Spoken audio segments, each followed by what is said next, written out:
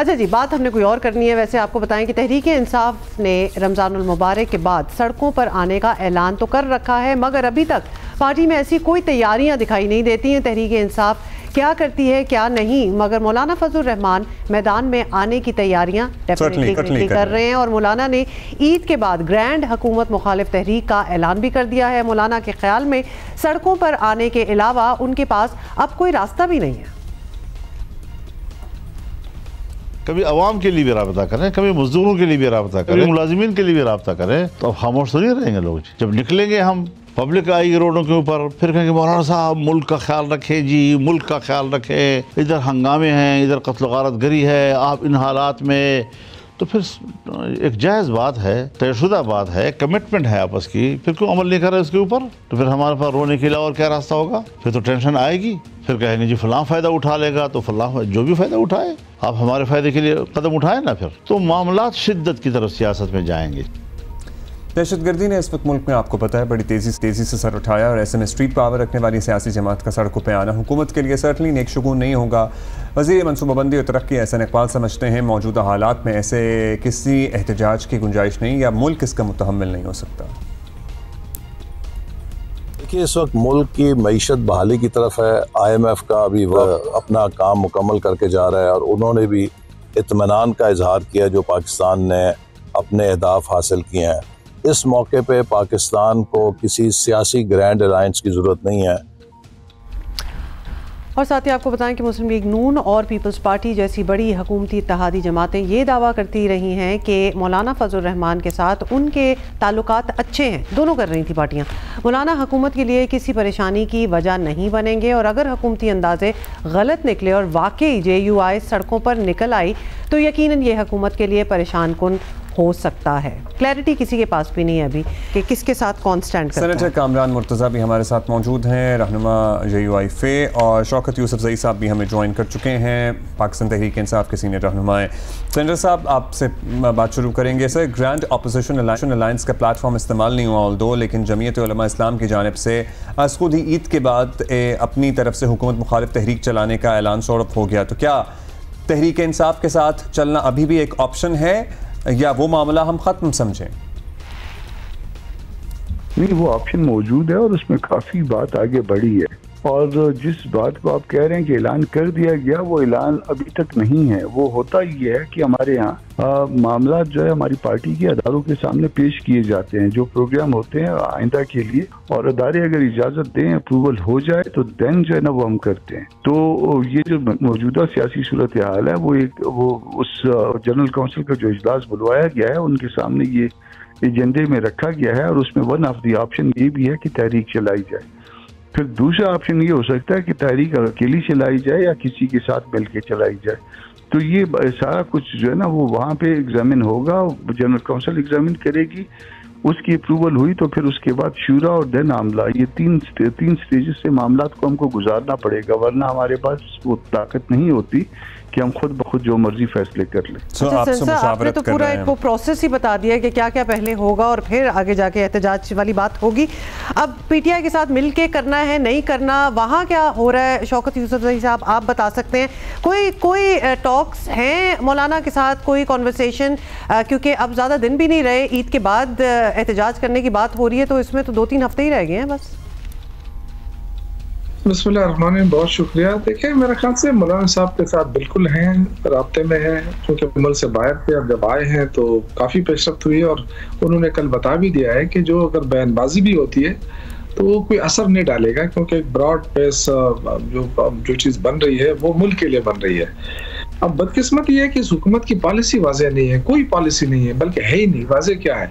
Full time वजीर खारजा नहीं है, वो भी कोई डिप्टी प्राइम मिनिस्टर बना हुआ है। फुल टाइम वजीर दाखिला नहीं है, वो भी कोई चेयरमैन बोर्ड बना हुआ है। तो ये मुल्क किस तरह चल रहा है? अफगान पॉलिसी सबसे ज्यादा इशू हमारे अफगानिस्तान के साथ है, अफगानिस्तान की पॉलिसी नहीं है। कितनी मरतबा आपका वजीर खारजा काबुल गया, यहाँ पे इस्लामाबाद में बैठ के कहता है कि जी वो नहीं मान रहे। तो ये तो ऐसी बात है कि बिल्कुल आप कारोबारी लोगों को इकट्ठा किया है। वो जब बात करते हैं वो कहते हैं जी मुल्क तरक्की कर रहा है, वहाँ भी मईशत ठीक हो रही है। वो भाई साहब, मईशत तो ठीक होगी, पहले अब सियासी इस्तेकाम लाएं, पहले दहशतगर्दी को ख़त्म करें, अकल दे अल्लाह ताला इनको। ये सिर्फ मईशत खेल रहे हैं। जो चीज हमें जड़ से खा रही है वो उस पे तरफ तवज्जो नहीं दे रहे। नहीं, अमन और अमान का मसला तो बहुत ही परेशान कुन है इस वक्त जो सूरत हाल बनी हुई है, पर्टिकुलरली पाकिस्तान के 2 सूबों में, बलूचिस्तान हो गया, खैबर पख्तूनख्वा हो गया, बड़ा कंसर्न है, हर सिटीजन को, हर शहरी को कंसर्न है। हुकूमत अब बना रही है, वो पार्लिमानी कौमी सलामती कमेटी का इजलास भी है बुलाया, जिसमें PTI ने अपेरेंटली अभी हमारे तक खबर पहुंची थी जाने का फैसला भी किया है। अब हुकूमत कंसेंसस डेवलप करने की कोशिश करती है, कोई ऑपरेशन होता है, नेशनल एक्शन प्लान 2 की बात हो रही है, आप लोग भरपूर साथ देंगे? देखिए, हम मुल्क को बचाना चाहते हैं। बदकिस्मती से जो ये लोग जिनको आप लेते रहते हैं, ये हम तो आपको भी लेते रहते हैं, मतलब जो आते हैं हमारे मुकाबले में बात करते हैं, जो बयानियां बनाते हैं कि कभी कहते हैं जी JUI PTI इकट्ठे नहीं रह सकते, प्लान नहीं हो सकता। ये इनकी बयानियां वो था ना, वो दिल्ली दूरस वाली कहानी है। यहाँ दहशतगर्दी यहाँ तक पहुंच चुकी है और ये अभी तक जो है ना वो बजा रहे हैं कि जी हम APC बुला रहे हैं, हम ये कर रहे हैं। देखिए, सबसे पहले आप जो है ना अपना नैरेटिव दुरुस्त करें।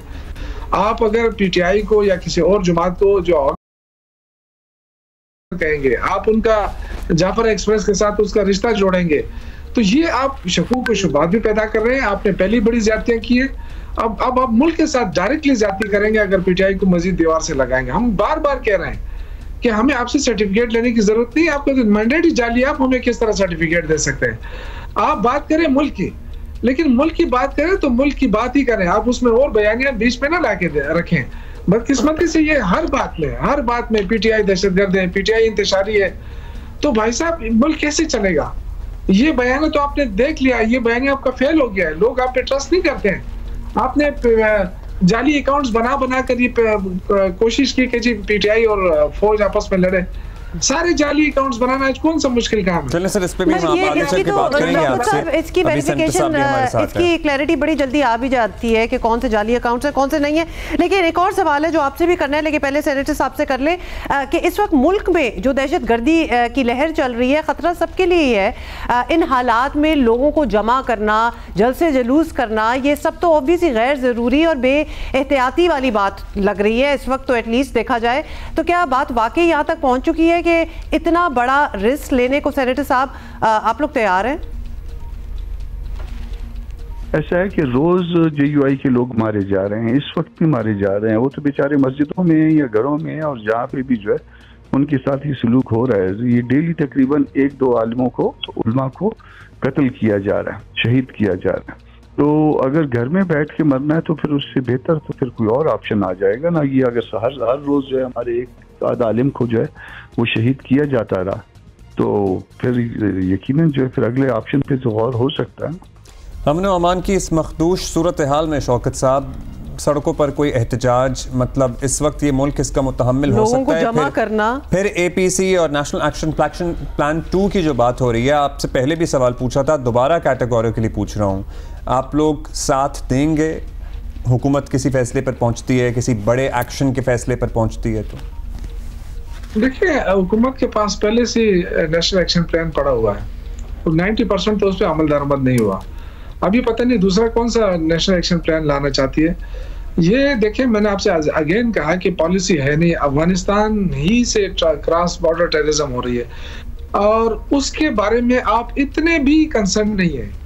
बस एक बॉर्डर बंद करना जो है मसले का हल नहीं है कि आपने बॉर्डर क्रॉस कर दिया, बिजनेस बंद कर दिया, बस ये आप समझते हैं कि हमने बहुत कुछ कर लिया। आपको आपके वजीर खारजा काबुल क्यों नहीं जाता? सबसे बड़ा क्वेश्चन तो ये है।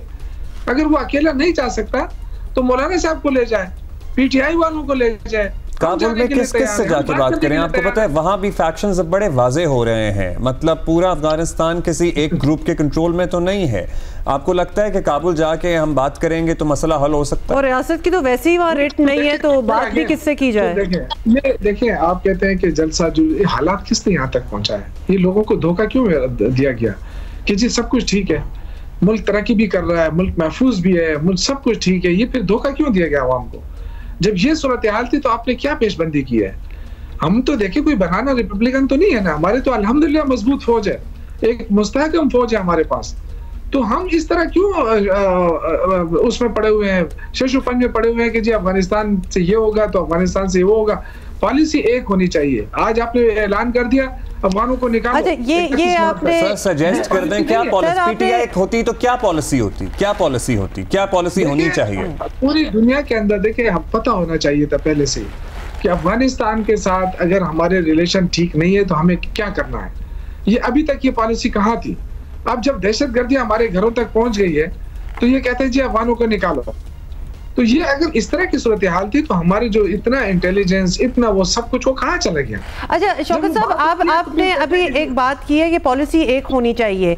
अब अफगानिस्तान के जो लोग पाकिस्तान में रहते हैं उनको अगर मुल्क बदर करने की वफाक की ये पॉलिसी है तो आपका सूबा और आपके सीएम तो ये कहते हैं कि नहीं, उनको नेशनैलिटी दे दो। ऑल्दो ये मुल्क बदर करने वाली बात सोच रहा है और कर भी रहा है, तो एक पॉलिसी की अगर बात हो रही है तो आप भी इसी पॉलिसी पे आ जाए।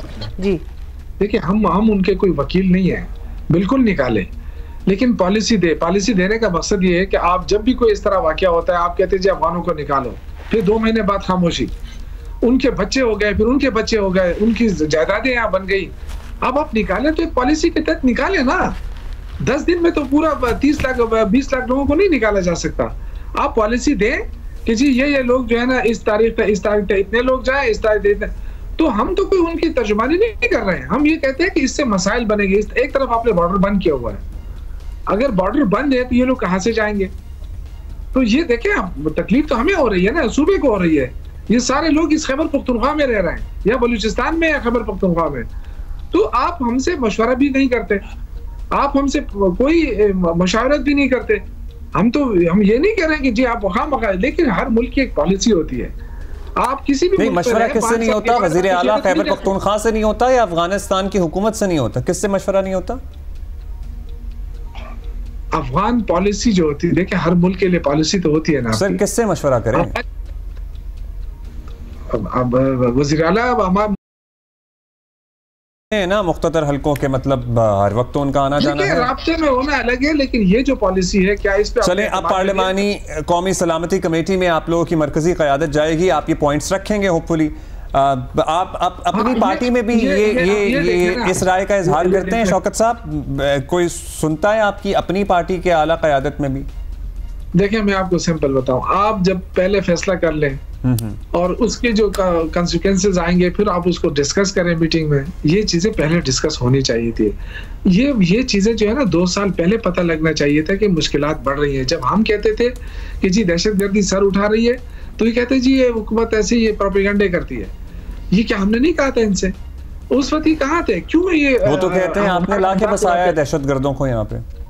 अच्छा, आपके जो बानी है वो तो तालिबान के दफ्तर खोलना चाहते थे पाकिस्तान में। ये देखिए, ये कम इल्मी है ना, ये कम इल्मी है हुकूमत की भी। और वो लोग जो ये बात करते हैं, देखिए वो जो पॉलिसी बनी थी, उस पॉलिसी की जो मशावरत हो रही थी उसमें शहबाज शरीफ बैठे हुए थे, उसमें बिलावल जरदारी बैठे हुए थे। ये किसने बुलाया था? ये बाजवा साहब ने बुलाया था और उसमें ये बैठे थे। ये कंसेंसस उस वक्त हुआ था। और बाजवा साहब तो कौम के बाप थे सर, आप लोग भूल जाते हैं। देखिए, मैं ये अर्ज कर रहा हूँ कि उस वक्त शहबाज शरीफ और जरदारी ने क्यों हाँ भरी।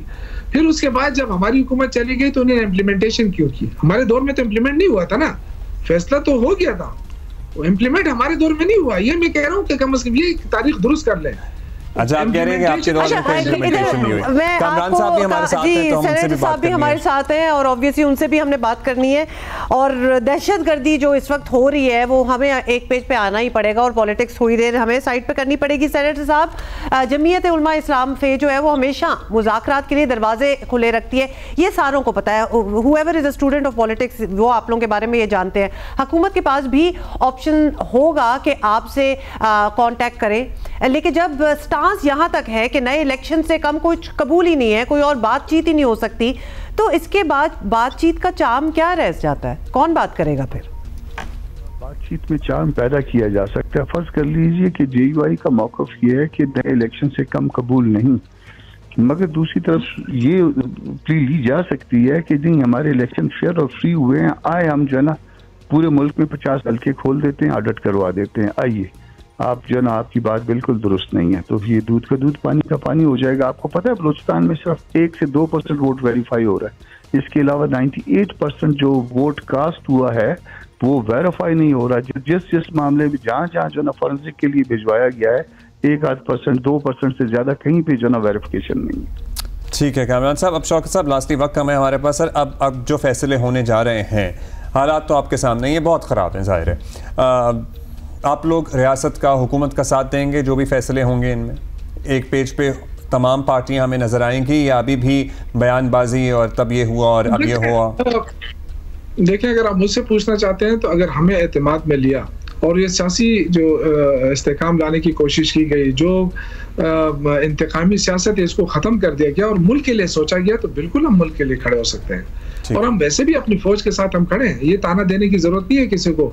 आज जो ऑपरेशन हो रहा है या पहले हुआ है, इसमें सूबाई हुकूमत भरपूर साथ दे रही है। और सर, FIA भी बड़ी ना मुतहरिक हुई है आजकल, पीका के तहत मुकदमे भी कुछ बन रहे हैं। आपकी सियासी जमात से जो हमदर्दियाँ रखने वाले यूट्यूबर्स हैं जो ज़्यादातर मुल्क से बाहर हैं, वो जिस तरह का बयानियाँ बनाते हैं या जो फैक्ट्स अवाम के सामने पेश करते हैं, उससे ज़ाहिर है एक इज़्तिराब तो पैदा होता है कि ये कोई मुहिब्बे वतन पाकिस्तानी बात कर रहा है। नहीं, उसकी वो चीजें बताई जाए, ये ना जोड़ा जाए कि जी PTI का मौक़िफ़ हुई है, जो कौन सी बात इनको बुरी लग रही है। नहीं सर, आपके हिमायत याफ्ता बड़े चोटी के यूट्यूबर्स हैं, ये पाकिस्तानी है।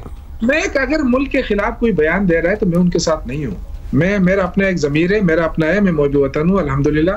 मुझे किसी से कोई सरोकार नहीं है। लेकिन मैं एक चीज बताना चाहता हूँ ना, हमें भी बताया जाए ना कि ये जो YouTube के ऊपर कौन सा बयानिया है जो नापसंद है। सर, जब ये कहा जाता है कि ये जो दहशतगर्द हैं, ये बड़े इंसानियत पसंद हैं, उन्होंने खुद ही छोड़ दिया रमालियों को एंड ऑल दैट, पर पता नहीं 200 ताबूत पहुंच गए और fake news and so on and so forth, और ये आपकी जमात से हिमायत रखने वाले जिनका सारा यूट्यूब चैनल सिर्फ PTI की बातों से भरा हुआ है, जब वो ये बयानिया बनाते हैं तो ये आपको भी लगता है आपके लिए भी प्रॉब्लम क्रिएट करते हैं ये लोग? ये तो खैर हुकूमत का काम है। कोई गलत बयानिया है, मैं उसको कंडेम करता हूँ, मैं कभी भी उसका साथ नहीं देता हूँ। लेकिन अगर कोई ये पूछता है कि ये जो वाकयात हुए हैं, इसकी इंटेलिजेंस क्यों फेल हुई है, ये कैसे लोग यहाँ पहुंच गए हैं, तो वो मुल्क दुश्मनी में क्यों डाला जाता है? इन लोगों के अंदर शऊर है। लोग पूछते हैं, क्या आप शऊर को भी बैन करना चाहते हैं? नहीं, ये सवाल तो सर पूछना ये तो DG ISPR की प्रेस कॉन्फ्रेंस में भी सवाल पूछा गया था। शायद गलत बात है। एनीवे, हम डाइग्रेस कर रहे हैं अपनी कॉन्वर्सेशन को, टाइम भी हमारे पास कम है।